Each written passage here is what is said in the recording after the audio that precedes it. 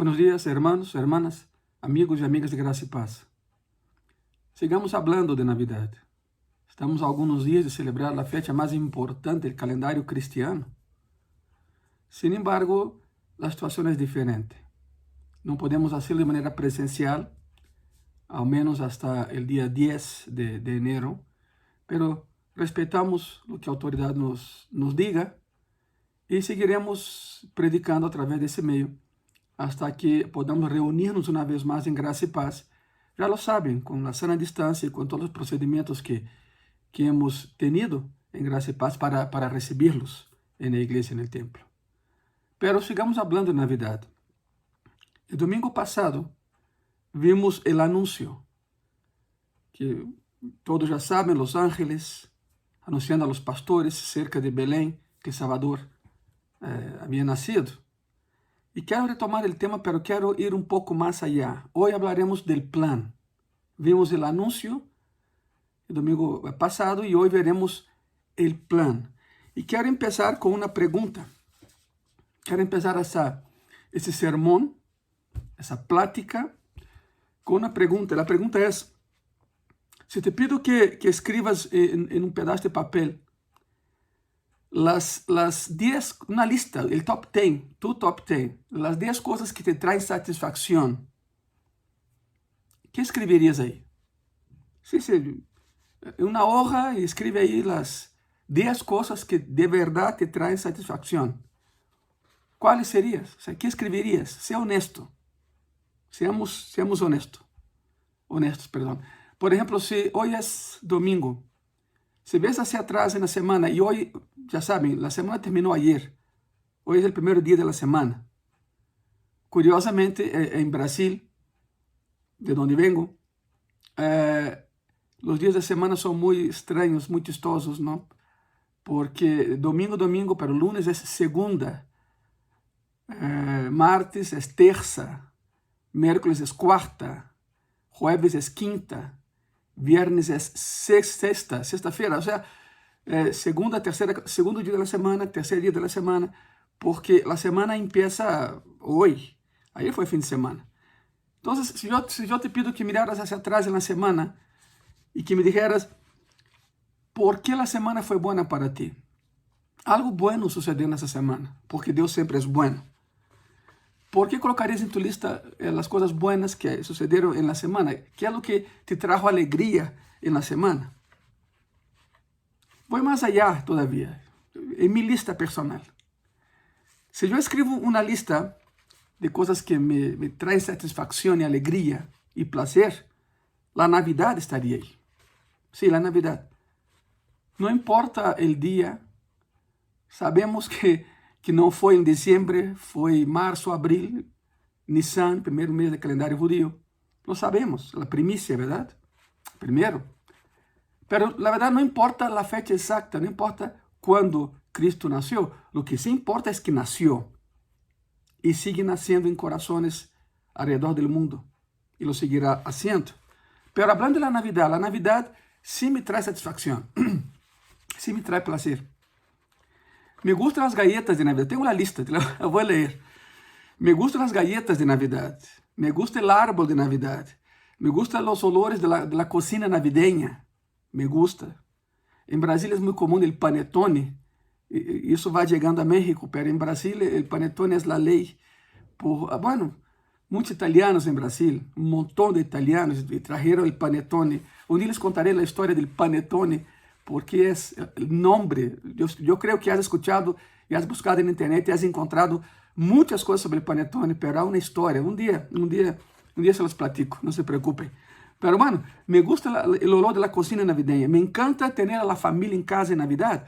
Bueno, por esa ocasión hay que tener respeto a las medidas de sanitización y cuidado y todo eso de sana distancia, porque es una Navidad atípica, la que tendremos todos en ese año, pero es Navidad. Entonces me encanta tener a toda la familia en casa. Esas son cosas que me traen de verdad placer. La Navidad está en esa lista.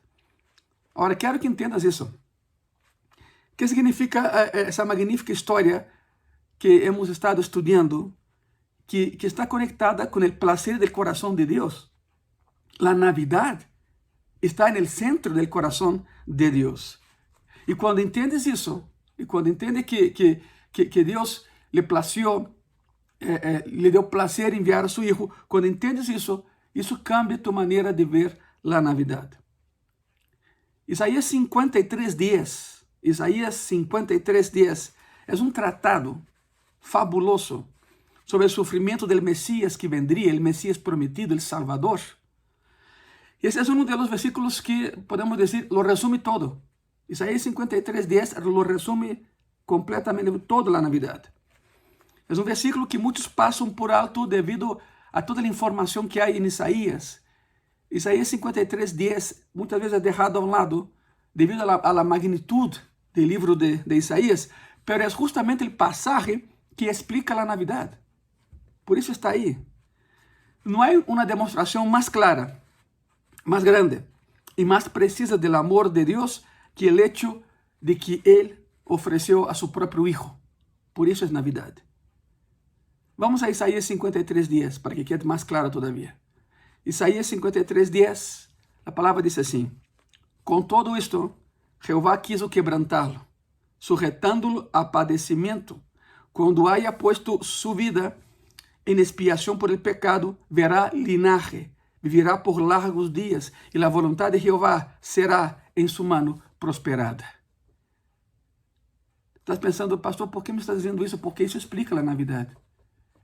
Yo comenté el domingo anterior, cuando vimos el anuncio, de que para morir nació, tuvo que haber nacido.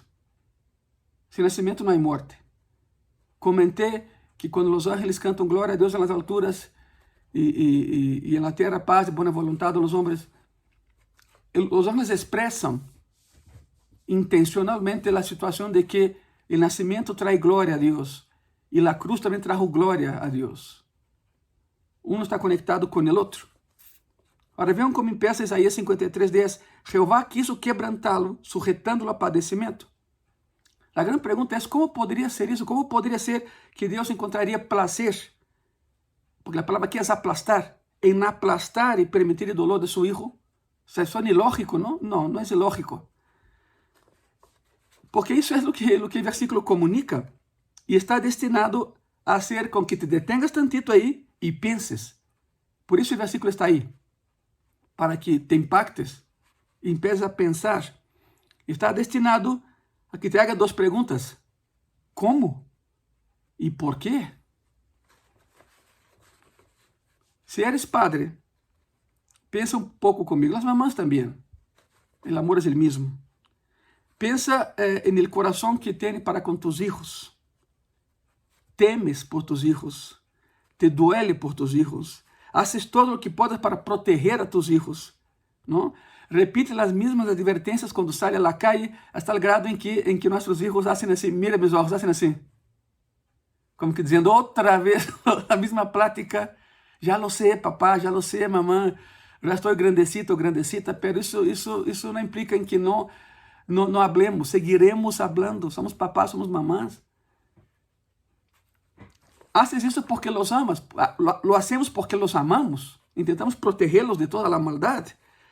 Y queremos preservarlos de cualquier peligro. Oras para que sus vidas estén libres de dificultades. Si no lo haces, te aconsejo que empieces a hacer. Te doy un consejo aprovechando ya el tema de ese domingo. Cuando tus hijos ya estén en las camas, sus camas durmiendo, entra a sus cuartos y pon manos sobre ellos sin tocarlos para que no desperten. Pero encarga las próximas 24 horas de su hijo en las manos de Dios. Haz esto. Verás el resultado.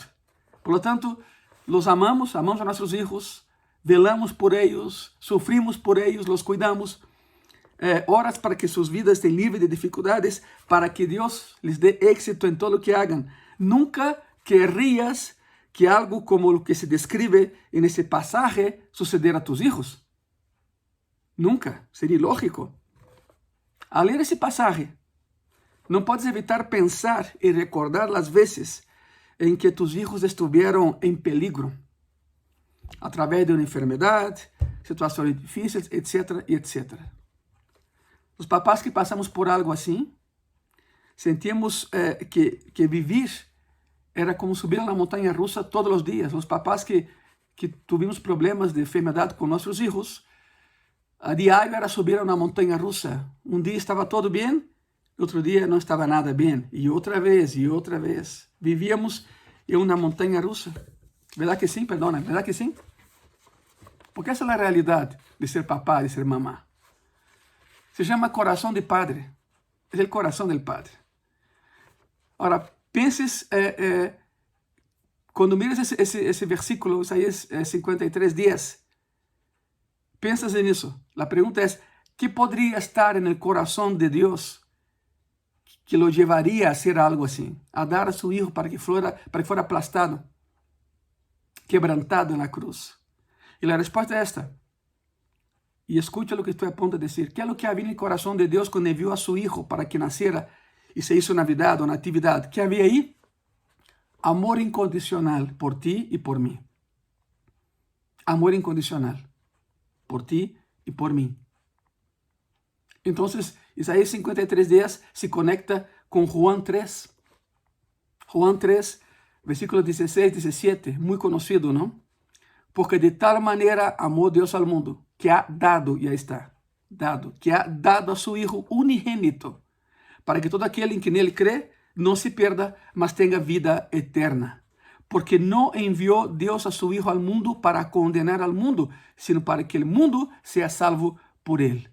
Eso es Navidad, esperanza de salvación, encarnado en el Hijo de Dios.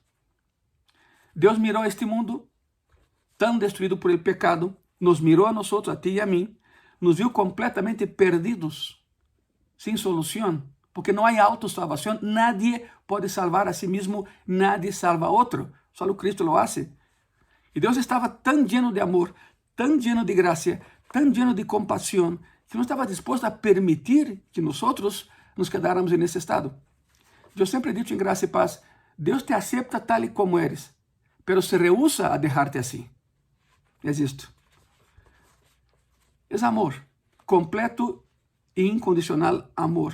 Y debido a la naturaleza del pecado, no podemos ayudarnos a nosotros mismos. Todos hemos pecado. No podemos escapar de ese dilema que se apodera de todos nuestros corazones. Sei que el pecado está mal, pero soy tentado a hacerlo. Es el dilema del corazón. No podemos arreglar el mundo. No podemos ayudar al mundo. Entonces Dios se movió por nosotros. Dios se movió por nosotros. Dios amó tanto al mundo que dio. Ese es el tema. De tal manera amó Dios. El amor es una decisión que te lleva a una acción, que genera un sentimiento. Es esto. Muy romántico, Romeo y Julieta, está todo muy padre, todo muy bonito. Pero el amor es una decisión. Tú decides amar o no amar. De tal manera amó Dios al mundo que dio a su Hijo, dio a su tesoro. No, Deus não encontra prazer em hacer sofrer a su próprio Hijo, seria ilógico, pero encontra prazer em lo que este sofrimento resultaria, salvação para todos nós. Esta é, em resumen, uma história de amor magnífico. E quero dizer-lo de novo, amor que nunca poderíamos lograr ou ganhar ou sequer merecer, deve ser dado como um regalo de graça, deve ser recebido como um regalo de graça. Navidad é graça sobre graça. Deus nos amou tanto, que estuvo dispuesto a someter a su próprio Hijo a la cruz. ¿Y por qué? Porque esa muerte daría vida a muchos. Este es el plan, una sola muerte, vida eterna a todos. Por supuesto, a todos los que lo aceptan como Señor y Salvador. Él murió en la cruz por todos, pero no todos lo aceptan. ¿Sabe algo? La idea de Cristo nunca fue llevar todo el planeta Tierra al cielo. Eso nunca va a suceder.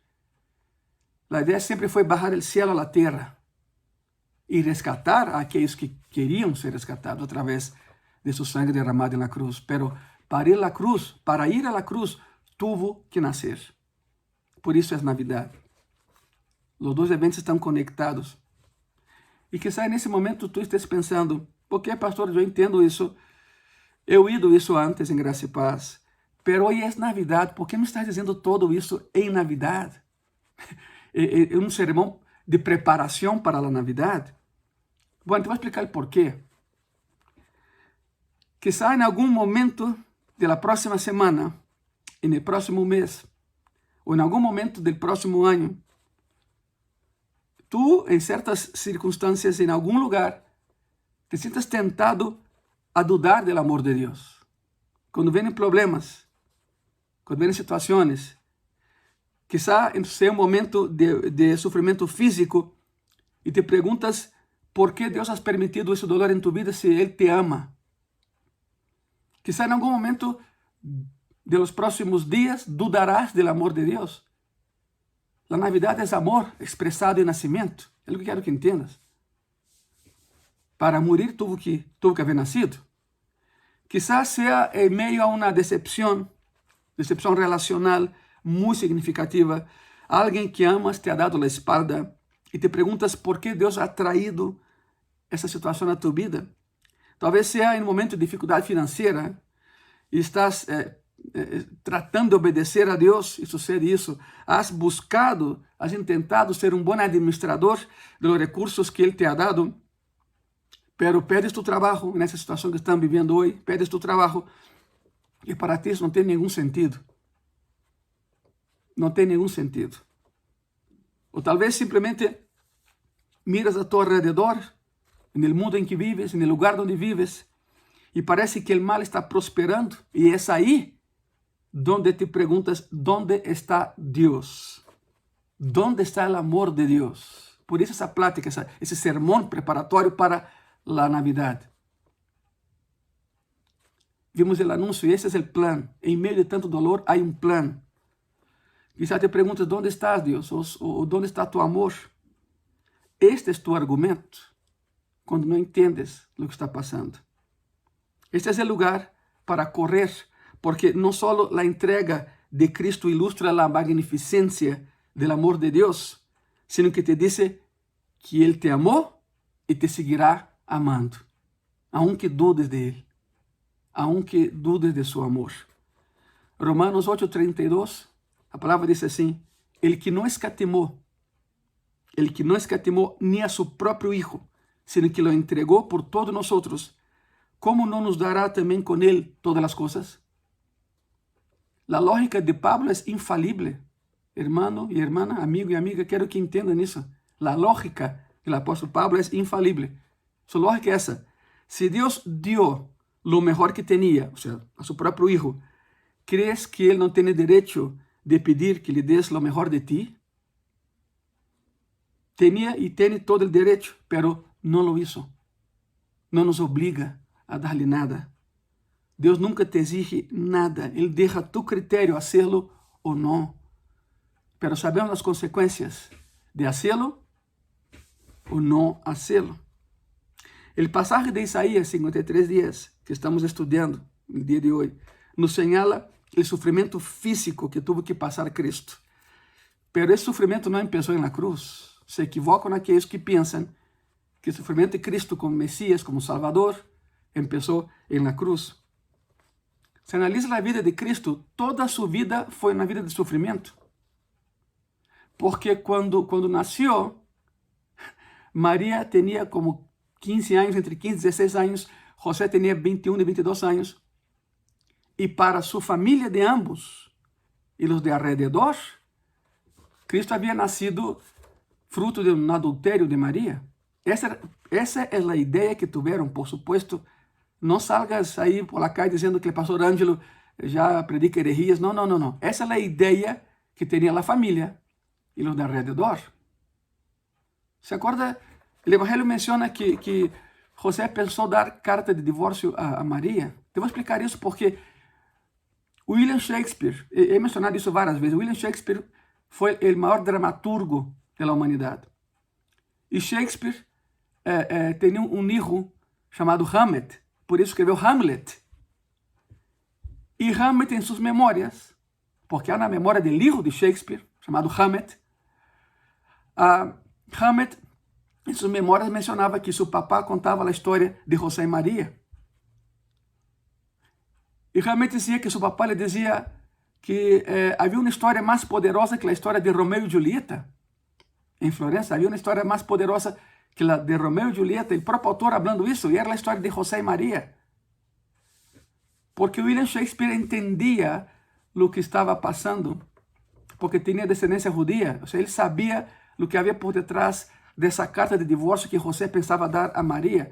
Maria está embarazada, o filho não é de José, eles estavam desposados, não casados, significa que havia um compromisso, mas seguiam sendo, para todo fim prático, novios, todavia não viviam juntos, todavia não havia essa intimidade, verdade? E de pronto Maria se embaraza. E então a sentença para uma adúltera era a morte. La llevavam afuera de la ciudad, la apedreavam. La única situação para salvar a vida da mulher era que el que la havia embarazado assumira a responsabilidade. Então, o que hariam era perdonar a la mamá e el hijo seria criado como el hijo de los abuelos, para que tenham uma ideia, e el hombre seria levado ao deserto, lhe dariam comida e água por 3 dias, e lo soltariam no deserto, dizendo, não queremos ver-te mais, e se em algum momento te vemos, podemos matar-te. Claro que não duraria nem 4 dias no deserto. Por isso se hace por uma carta, por isso uno lê no Evangelho e José pensa da carta de divórcio, vino o ángel lhe disse, não temas tomar o que de Maria é, porque do Espírito Santo de Deus é. Suena muito rápido isso, suena muito fácil, pela carta que José estava escrevendo era uma carta de culpabilidade. A carta era como dizendo, em uma visita de novios, eu la forcé, eu la violé, el culpable sou eu, não la mate, mate-me a mim. E por que José estava fazendo isso? Por amor. Tremendo amor. Por isso Shakespeare dizia, essa é a história de amor suprema. Mas sabemos como terminou, verdade? De que se foram de aí, se casaram e Jesus nasceu e todo, pero déjame comentar-te algo. Todo lo que estava ao redor de Cristo implica dolor. Nasceu, a palavra é forte, perdóname se te vou dizer, nasceu como um bastardo, porque era fruto, segundo a família e segundo a comunidade, repito, segundo eles, Jesus não era filho de José, era filho de outra pessoa. Bueno, e nisso sí estamos de acordo, não? Porque José não teve participação, pelo Espírito Santo de Deus, sim. E depois eles tiveram filhos, claro, aí está a lista de seus filhos e hermanos de Jesucristo na Bíblia. Pero todo o passagem habla de Romanos 8:32, Isaías 53:10, de um Messias que vino a salvar e padeceria. Toda a vida de Cristo foi de sofrimento. Começou antes mesmo que nascera com o rechazo de la família. Depois seguiu no pesebre. Sofreu todos os dias quando se someteu a las duras realidades de la vida nesse mundo, um mundo caído. Não podemos nem imaginar todo o que sofreu Jesucristo. Pero houve também sofrimento emocional em Cristo. Foi despreciado e rechazado. E esse sofrimento emocional chegou ao clímax na cruz, quando dijo, Deus mío, ¿por qué me has abandonado? ¿Por qué me has desamparado? Bueno, nesse terrível momento em que Deus lhe dá a espada, Deus el Padre dá a espada a seu Hijo. Por isso uno entende quando vê relato de quando lo arrestaram em Getsemane, ele estava orando antes e disse, se é tu vontade, Senhor, que eu não pruebe dessa copa. E essa copa é a ira de Deus. Cada vez que a Bíblia menciona uma copa associada a Deus, é a copa da ira de Deus e que rebosa, se llena e se derrama. Cristo estava dizendo, sabe que, Padre? Eu não quero sofrer tu ira na cruz, porque me haré pecado. Sem pecar, me haré pecado. E sei que tu amas o pecador, pero aborrece o pecado. Então, se é possível, eu não quero provar. Se vou à cruz, essa é minha função. Pero não quero provar de tu ira na cruz, pero sea tu vontade.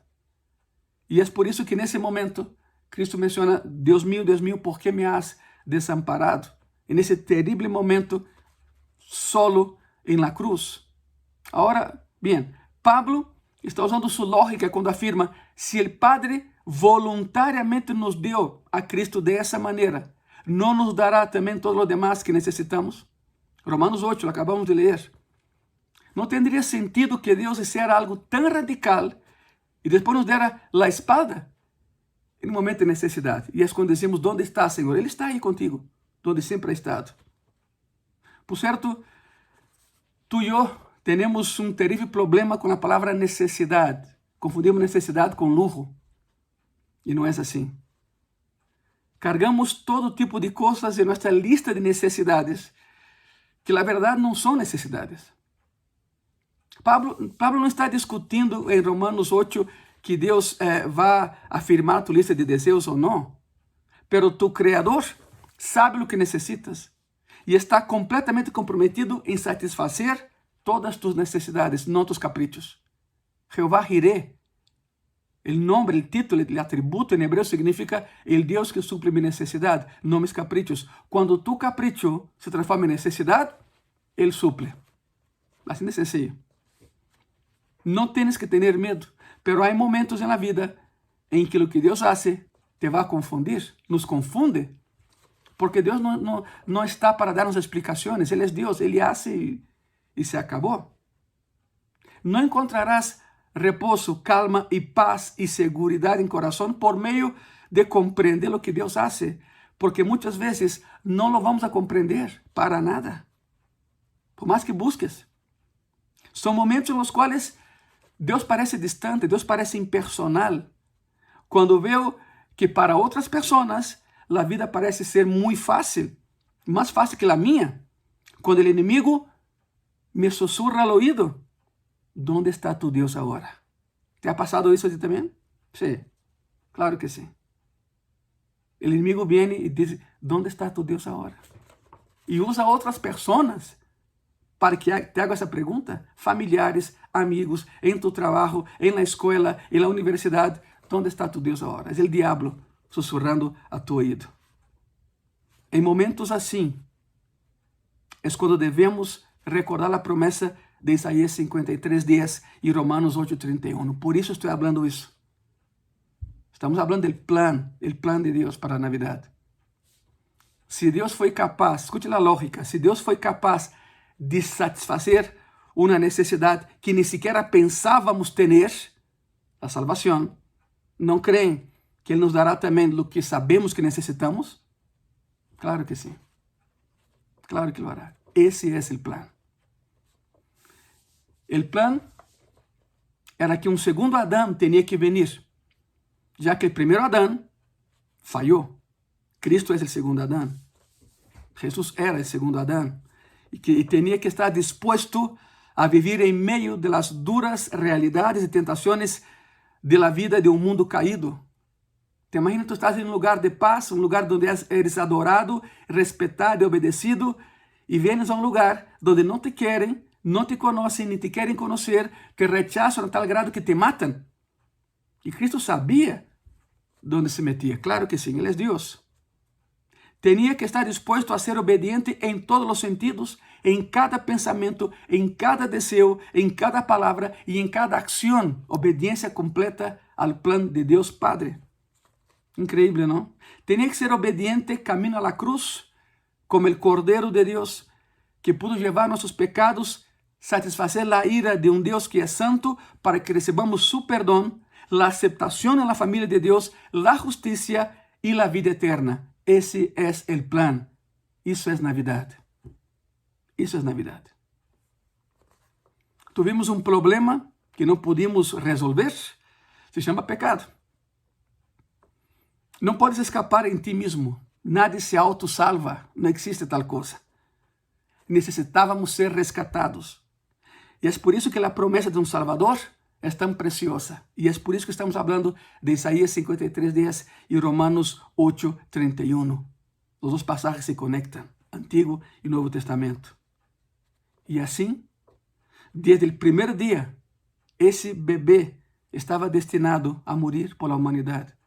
Ese bebé no quedó bebé, creció, se desarrolló y cumplió su misión. Quiero que entiendan algo. La cruz no es momento de derrota. La cruz no es una interrupción. La cruz era el plan desde el inicio, desde antes de Belén, desde antes del pesebre. La cruz era el plan. Ese bebé llegó a ser el cordero.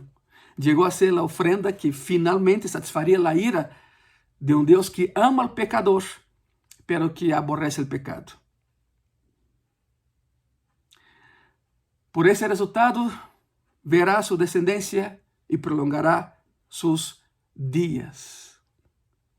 Aquellos que lo aceptan tienen vida eterna, que con esa muerte cruel se daría vida a muchos. Es el plan. Que habría una gran familia a nivel mundial de cada grupo de idiomas en todos los lugares del mundo, en cada periodo de la historia, a quienes se les daría una nueva vida a través de la muerte del Hijo de Dios, que tendría descendencia como las arenas del mar. Hoy en día somos millones de cristianos evangélicos en todo el mundo, en todas las naciones prácticamente. Ese era el plan. Ese era el plan. El pasaje de Isaías 53:10 dice, vivirá por largos días. El contexto judío es, en el mundo judío, significa bendición. Tener descendencia era bendición. Tener largos días era bendición. Y a la vez, para nosotros cristianos, hablamos de resurrección. Un solo evento, dos connotaciones diferentes, y ambas verdaderas. Jesús sería fiel. Es fiel. Haría todo lo que el Padre le pidiera que hiciera. Y al hacerlo, nos proveería no solo de vida eterna, sino de esperanza eterna. Jesús fue fiel. Ni siquiera por un breve momento su corazón fue voluble. Nunca por un breve momento dudó. Y por medio de él, la obra de Cristo prospera hasta el día de hoy. Fue fiel en todo. Fue tentado en todo y no pecó en nada. A diferencia del primero Adán, que a la primera se pecó. Amado hermano, hermana, amigo y amiga, yo no sé las dificultades a las que te enfrentas el día de hoy. No las sé. No sé el dolor que hay en tu corazón. No sé contra qué tentaciones estás luchando. Algunos que tienen más confianza se acercan a mí y a la pastora y oramos. Pero yo no sé de toda la iglesia. Pero sí sé que estarás tentado a preguntarte, ¿dónde está Dios? ¿Dónde está el amor de Dios en los próximos días, en los próximos meses, en el próximo año? Sé que hay un enemigo que te va a acercar a tu oído y te va a susurrar, ¿dónde está tu Dios ahora? ¿Dónde está esa cosa llamada gracia? ¿Dónde está su poder? El enemigo lo va a hacer. Cuidado y prepárate. El texto de Isaías 53:10 responde todas tus dudas. ¿Es posible que Él te abandone en tu momento de mayor necesidad? No, no lo hará. Nunca te va a abandonar, nunca te dejará. Si fuera así, la Navidad sería vacía, innecesaria. Porque para eso nació, para estar con nosotros todos los días hasta el fin. Eso es una feliz Navidad. Cerren sus ojos, por favor, en ese domingo. Vamos a orar. Señor, en este mundo en que vivimos en tinieblas y pecados, Señor, donde las cosas no operan como quisiéramos, hay momentos de confusión para nosotros, momentos en los que no se siente como si estuviéramos experimentando tus promesas, momentos en los cuales nos preguntamos si estás presente, momentos en los que parece que estamos fuera del alcance de tu gracia. Señor, en esos momentos de confusión, el enemigo viene a nosotros para susurrar palabras de dudas en nuestros oídos. Oramos para que en esos momentos seamos fuertes en nuestra fe, en el poder y la fidelidad de tu amor. Porque hoy sabemos que la Navidad fue por nosotros, para que tú vivieras en nosotros. Te agradecemos, Señor. Sé con nosotros. En el nombre de Jesús. Amén. Amén. Una feliz Navidad. Y antes de despedirme de ese sermón, les comento, el culto de Navidad, por supuesto, no será presencial en Gracia y Paz, pero el mensaje de Navidad sí será transmitido el día 24 a las 11 de la noche. Próxima semana, en algunos días. 24 de diciembre, 11 de la noche. Coloquen ahí sus pantallas, televisión, tablet, celular, lo que sea, en el Facebook de la iglesia o en el YouTube de la iglesia, perdón, Y ahí a las 11 de la noche del día 24 de diciembre, transmitiremos en vivo el mensaje de Navidad. Inviten a familiares, júntense alrededor de tu tablet, celular, computadora, lo que sea, y escuchen la palabra de Dios en la noche previa a Navidad, 24 de diciembre, 11 de la noche. Muchas gracias. Que Dios te bendiga.